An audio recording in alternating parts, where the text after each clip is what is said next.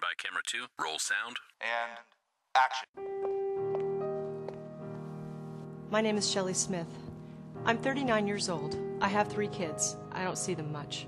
I have 2 MBAs. Cut. Hey, Shelley? Yeah, let's lose the whole MBA thing, okay? Nobody really cares about that. My name is Shelley Smith. I'm 39 years old. I have 3 kids, 2 companies, and a thriving portfolio. I just wish that sometimes I had more time to do things for others. Cut. Yeah. I don't know, more time for others? I don't know if anybody's buying that. Yeah, one more time, please. I'm 39 years old. I have 3 kids, 2 companies, and a thriving portfolio.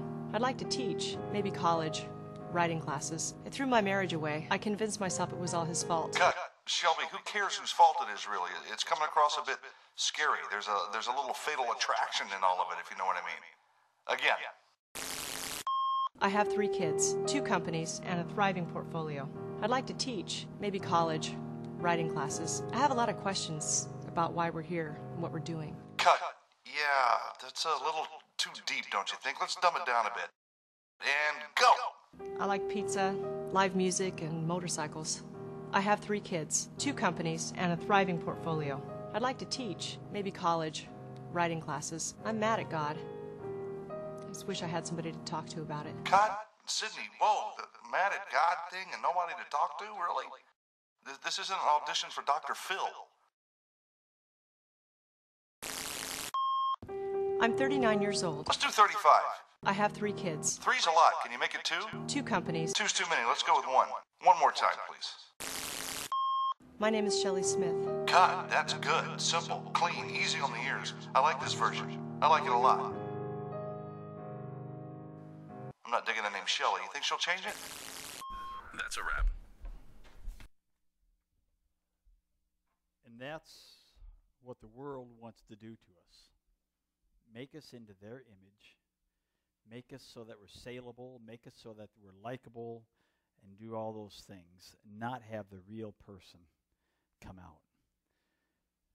Yet Jesus Christ calls for the real person to come out in us. Last week, or 2 weeks ago, I started a series on comfortable Christianity.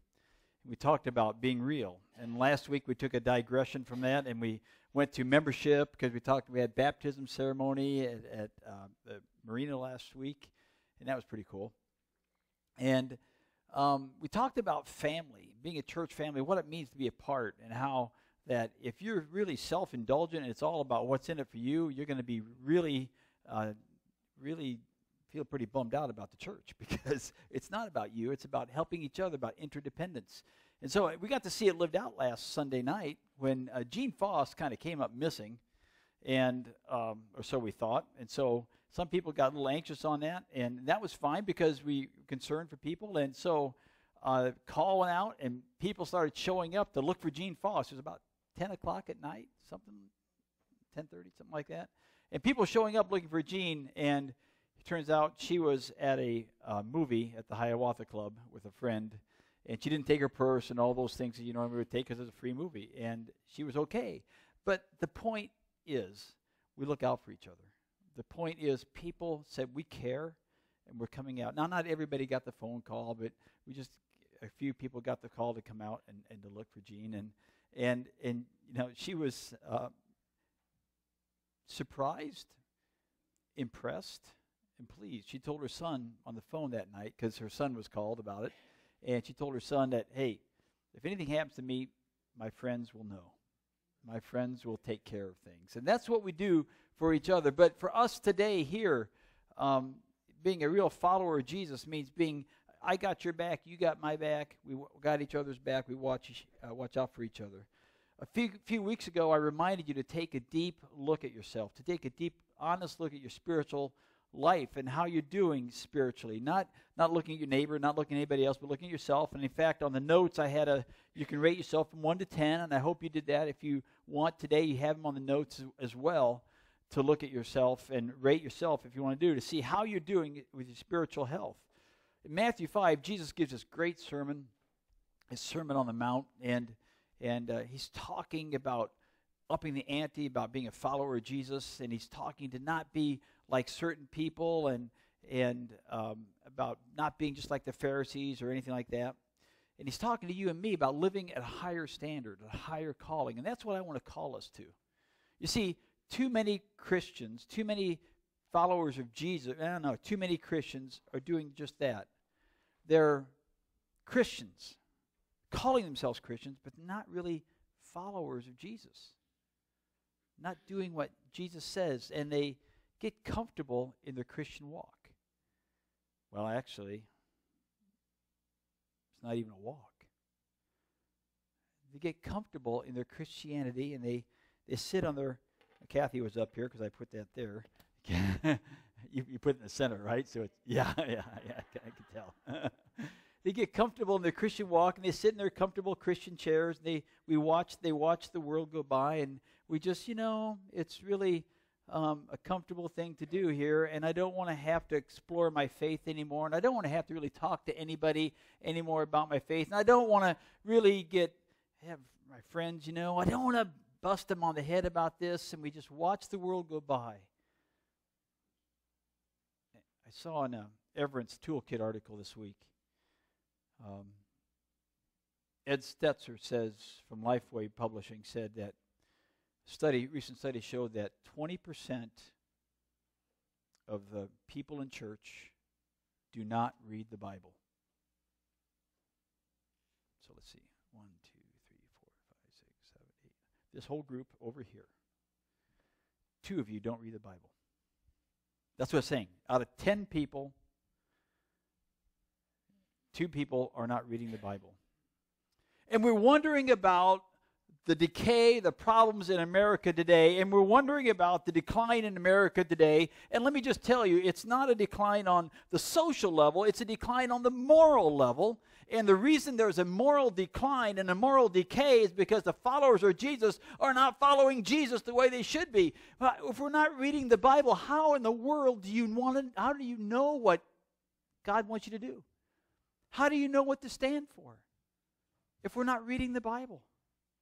Am I wrong on this? Are we connecting on this thing, or is it just Tim just up there spouting off some stuff? People, let me just tell you that the call is high. It's not a call to get comfortable. I don't know what the Shemitah is going to bring. Next week, September 13th is the end. And I know that in the wake of the Shemitah, a lot of things can happen. I know the Dow Jones has been taking a really roller coaster ride. But I'm not trying to scare you. I'm just trying to give you some facts. That God is putting a call on his followers. And it is time to separate the wheat from the chaff. Where are you at?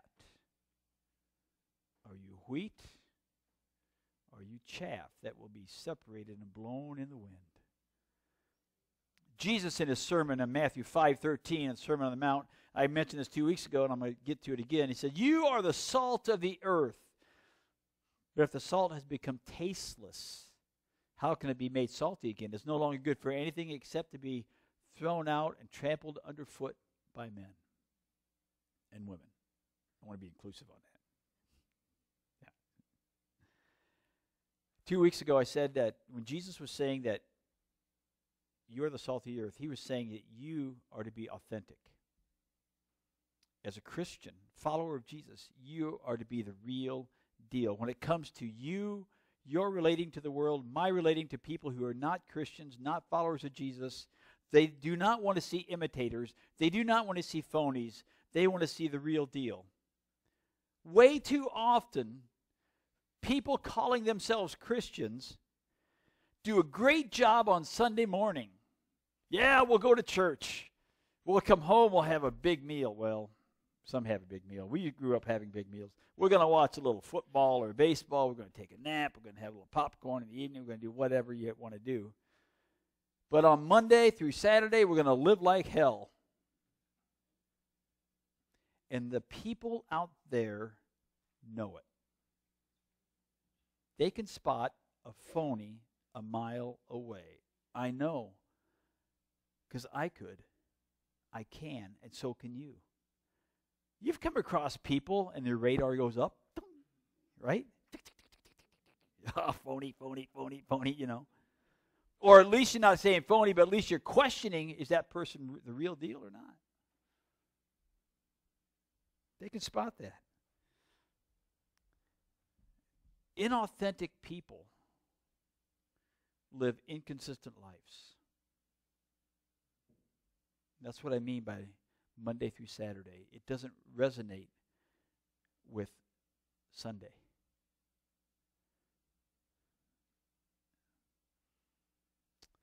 It literally destroys the witness of the church. No. That's not even right. I don't even want to say that. It literally destroys the witness of Jesus Christ in my life if my life isn't consistent. How about yours?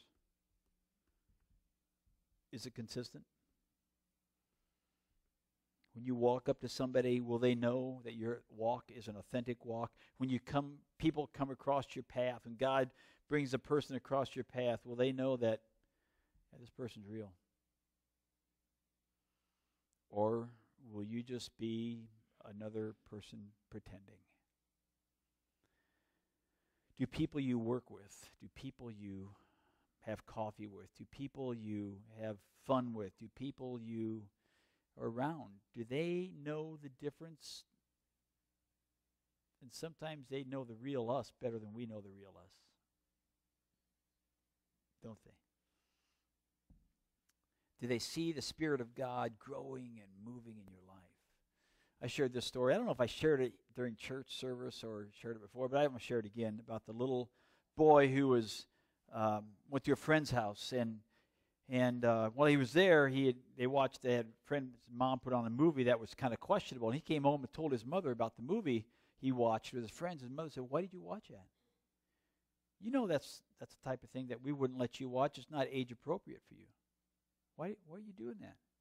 "Well, Mom, I was with friends, and they all got to watch it, and I didn't want to be left out. I wanted to be liked, and I you know the drill." And Mom said, "Well, we don't do that." "Well, Mom, but just one time, it's not going to hurt me. I still love Jesus. It hasn't changed a bit. I still go to the church. It hasn't changed a bit." "Okay. Will you go outside and play? I'm going to do some baking." So she decided to bake some brownies, and she got the best ingredients she could get. She went to the store and got gold medal flour. She got Hershey's chocolate, Nestle's chocolate chips. She got the best thing you could get for the brownies.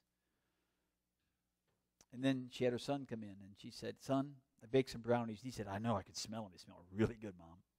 You've heard this story, right? And she said, "I want you to have these brownies, and I want you to know I used the best ingredients I could get. I went and drove to the store just to get the best so they taste so good. I even put chocolate chips in them." "Oh, Mom, I can't wait to get them." "Yeah, but I want you to know one thing." "What's that, Mom?" "I went out and saw Rover in the yard, and I went and got a little bit of stuff from Rover in the yard that he left behind, if you know what I mean. Not much. I just got a little of his droppings, and I put it in the mix, and I mixed it all together." "Oh, Mom, you are gross. That is sick. I don't want any brownies." "Well, no, I told you to put the best ingredients in it. Everything's great. You'll like these things. There's just a little bit of that in it, not much. But, Mom, it's in there. It's still not going to be good. It's not, oh, yuck, it's sick, it's gross." And she says, that's what happens in life when you allow some impurity come your way. You can have all this good stuff, but a little impurity can mess the whole batch up. How about us? In our walk, are we allowing just a little impurity to come in to our influence, and therefore messing the whole thing up? Saying, "No, you know what, this is not going to be a big deal." I wonder how big of a deal it may be. If you have your notes, get your notes out. We're going to go to these notes, and we're going to, here's my clicker. So the key to authenticity, the key to being real deal, I think one of the keys is simply authentic people don't try to appear perfect. So often we like to look good. We like to appear like we have our act together, And if I'm a person who doesn't have my act together and you have your act together, you look pristine. And I know that, I mean, my thought would be, can you relate? Now, the other side of that is you're a person I want to go talk to because you could probably help me get to that point that I need to get to because you know what it takes to get there. But the issue of relating is a question. You see, none of us have our act together. And no one likes a fake. No one likes a phony. And if you think you're fooling everybody, then guess what? You're only fooling yourself. Because God, you're not fooling God. You're not fooling anybody else but yourself. If you want people to think that you never struggle, that you don't sin anymore, that sin's in my rearview mirror and I don't have any problems, you're just not fooling anybody. You're a fake. Back in ancient Greece, in the 4 BC, 4th century BC, they had great amphitheaters. Jessica and Derek came back from Italy, and they showed pictures of Colosseums, and I was just envisioning this in my mind as I saw the Colosseums. And I remember when I was in Israel, we went to some amphitheaters there at Caesarea Maritime, and what they would do, the actors would have these giant masks. They made big masks they would put on these actors. And the reason for the masks was threefold. One is the facial expression on the mask would be able to be seen by people who are sitting further away. The other thing is that they said that these actors, they would put on these masks and they would become one in the part. They would literally become that individual when that mask was put on. And so sometimes you see these paintings and they didn't have their mask on. The mask was holding their mask. It was a spiritual thing for them. And the third thing is they would have a megaphone in the mask so that they could be heard easier from people sitting further away. They had a name for these actors. You know what the name was? Hypocrite. That's where it comes from. The word hypocrite comes from that. Because they would put a mask on and they would play, and that's how we see it today. It's like John Eldridge says in The Sacred Romance. He said, so many of us are on a big stage of life putting on a play, playing the part every day. We're posers, and we're doing it all the time. People today play the role of a hypocrite. Look what Jesus has to say about this. He says, and he's talking to who? Woe to you, teachers of the law and Pharisees. He's talking to those who lead. He's talking to those who are teaching people how to be, not Christians at that point, they're good Jewish people, but how to serve God, Jehovah. He says, woe to you, teachers of the law and Pharisees. And then he calls them, you hypocrites. And they know immediately what he's talking about because in their mind they go to the Greece, the ancient plays and all that. They understand he's talking about a poser, somebody who's not what they really are. You clean the outside of the cup and dish, but inside they're full of greed and self-indulgence. Blind Pharisee, first clean the inside of the cup and dish, and then the outside will also be clean. Jesus always impresses me because he talks about planting, gardening. He talks about, farming. He talks other places about fishing. He talks other places about building. He talks other places. He's talking about doing dishes here. Mary taught him right. He understood you got to clean the inside of the cup, and he uses a great analogy that it's not the outside that matters. It's the inside of the cup that needs to be clean. And he's going right to the leaders of the church, those people. See, God wants you and he wants me to change, but he doesn't want us to change superficially. He wants to work on the heart. And we try to change the outside. I'm going to do good. I'm going to do better. It's like my exercise. How many people ever work out? And it doesn't last as long as it seems like it should, does it? New Year's resolutions. I'm going to work out. I'm going to do it. I'm going to do this. And then we just get chunky all over again. Because we're trying to change the outside without changing the inside. We're not changing the core, are we, Zeke?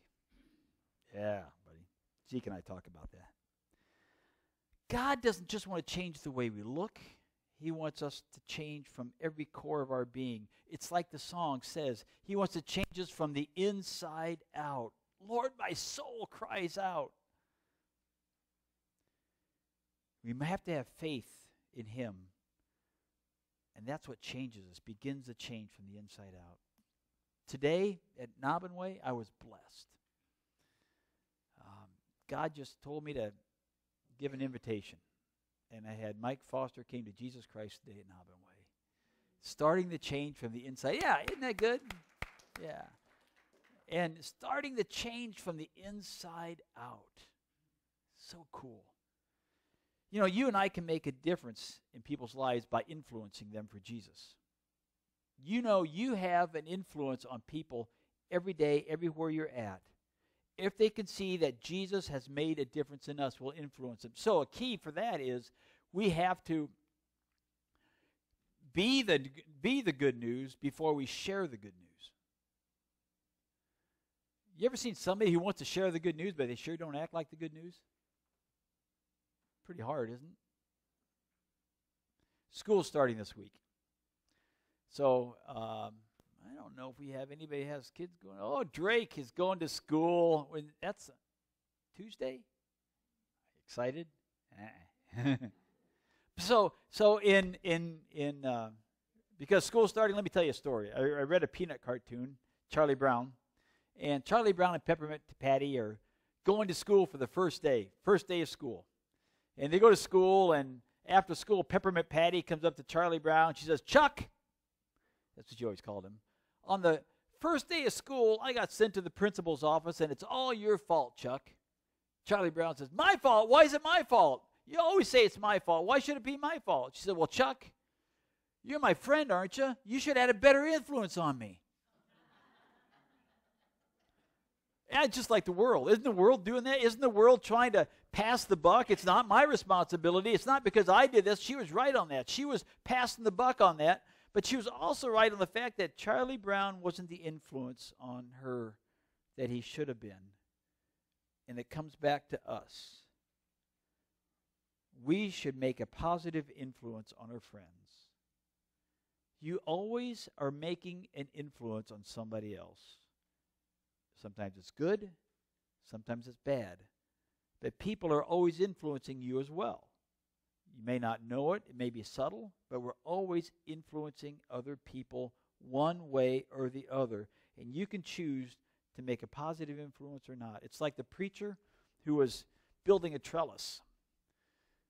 And he noticed this little boy was standing there and watching him, and he thought, oh, the boy will go away. The boy doesn't go away. The boy's standing there, and so the preacher keeps working.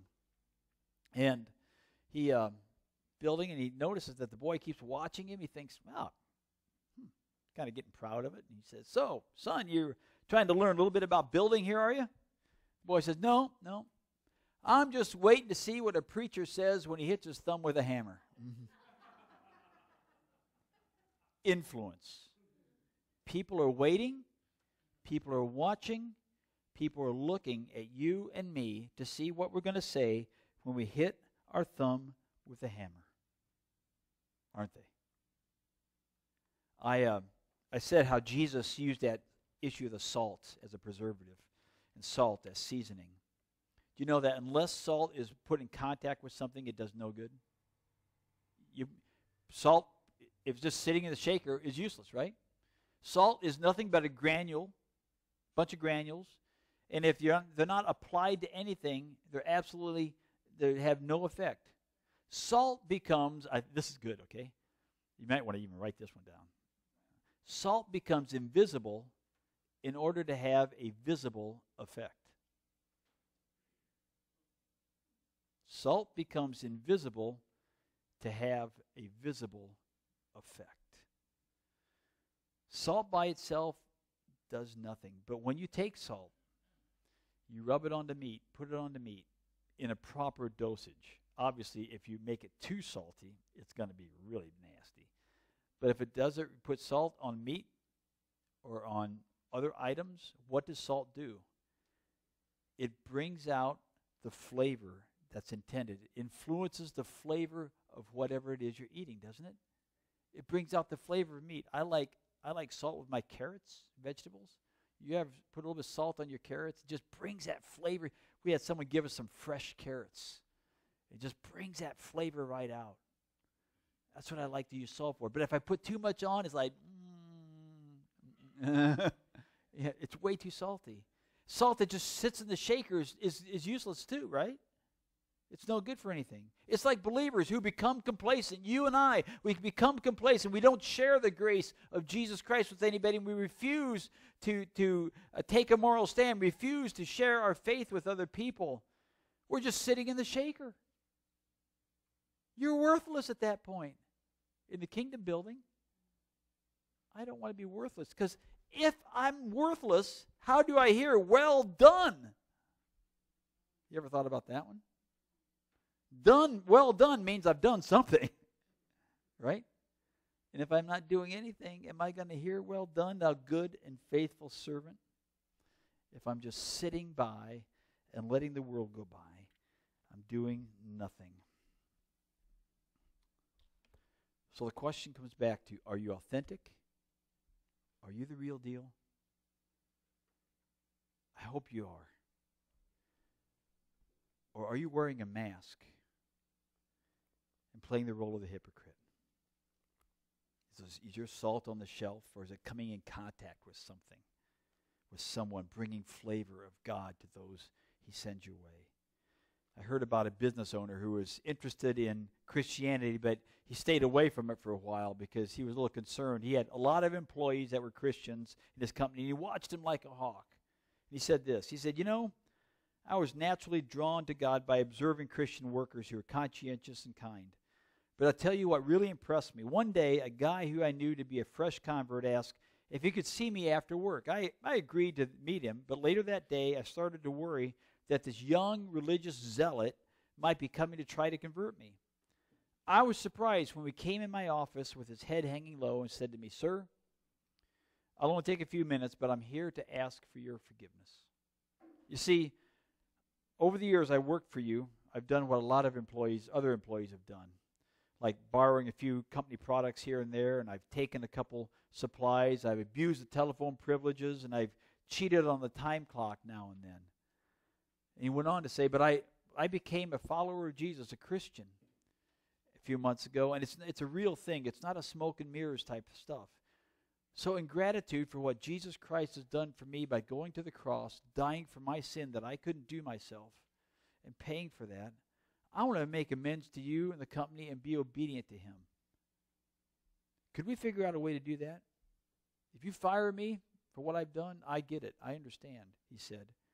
He said, or if you want to dock my pay to dock it, whatever you figure is appropriate, if you want to give me some extra work to do on my own time, that'd be okay too.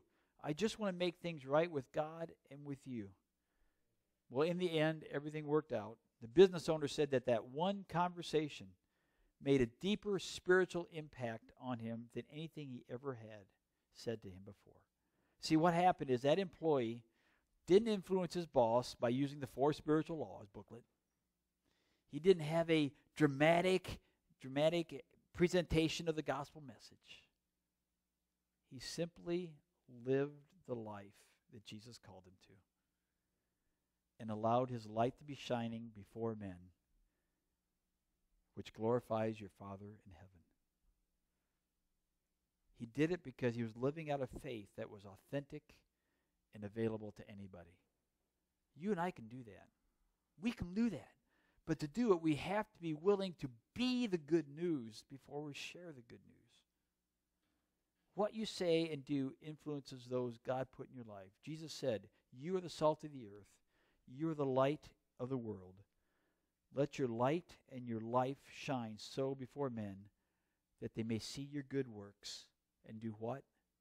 Glorify your Father who's in heaven. Let's pray. Father God.